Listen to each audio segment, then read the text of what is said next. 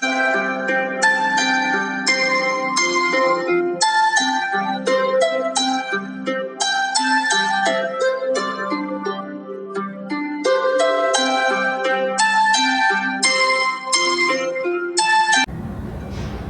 and sisters in Jesus Christ,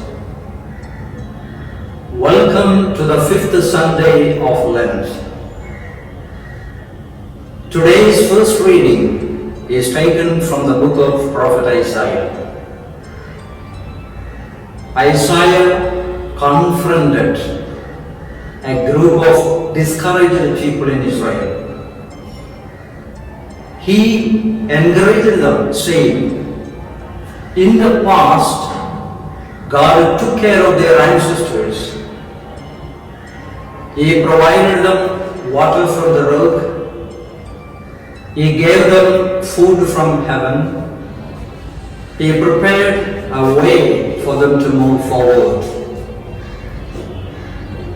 As a chosen people of God, they should not fear anymore wild animals and wild places.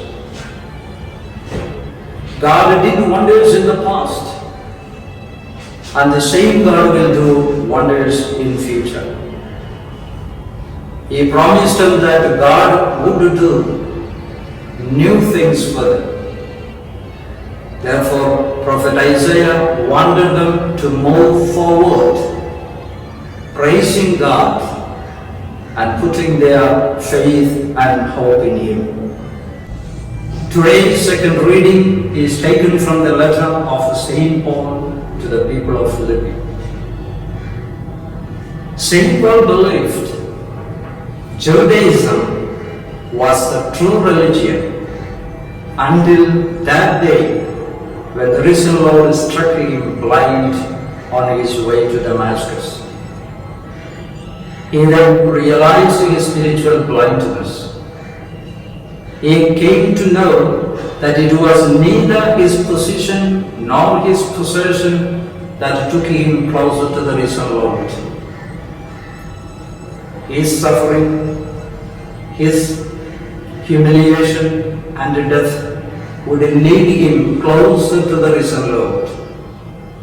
And the Lord would allow him to experience the power of the risen Christ.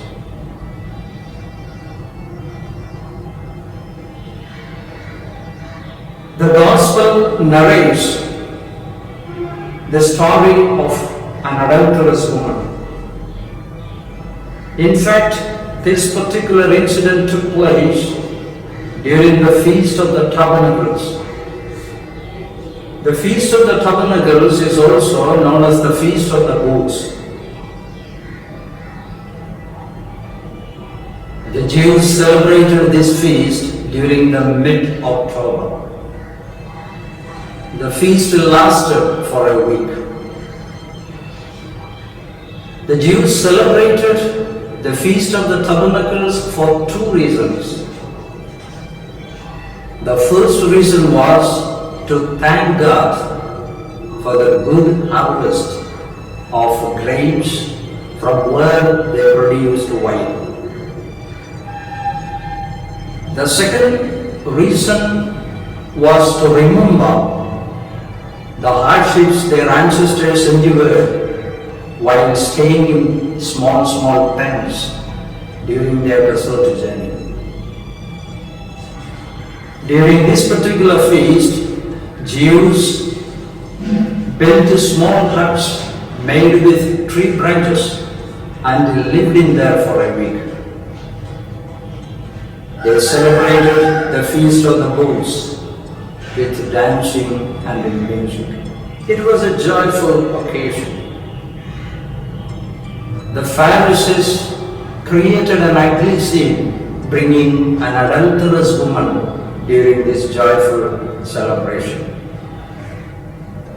The woman knew she did something wrong, and she was ready to accept any punishment from Jesus. The Pharisees considered themselves perfect. They were critical and judgmental. They were ready to stone the adulterous woman to death. They wanted Jesus to pronounce a death sentence on this adulterous woman. In fact, they put a trap before Jesus. If Jesus did not allow the people to stone her to death, then the Jews would accuse him, saying he was not respecting the Mosaic law. If he allowed the crowd to stone her to death, then the Roman authorities would file a case against him for interfering with the power of or the authority of the Roman government. Only Roman government had the authority to sentence or to pronounce death sentence for a person. Jesus acted as a judge. He said, anyone among you who has not sinned, let him throw the first stone at the adulterous woman. Jesus made them to realize that they were imperfect and sinners like the adulterous woman. Those who came to accuse the adulterous woman became the accused. Jesus condemned them for their hypocrisy. Jesus did not ask the woman whether she was guilty or not. He showed mercy.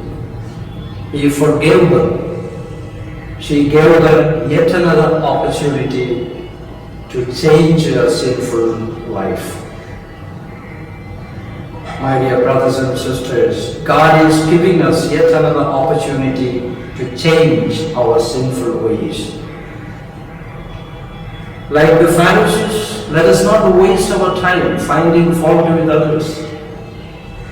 Let us not condemn others. Let us introspect into our own lives and see our shortcomings. Let us bring a change in our attitude. A change in our attitude will bring a change in our life. God bless you all.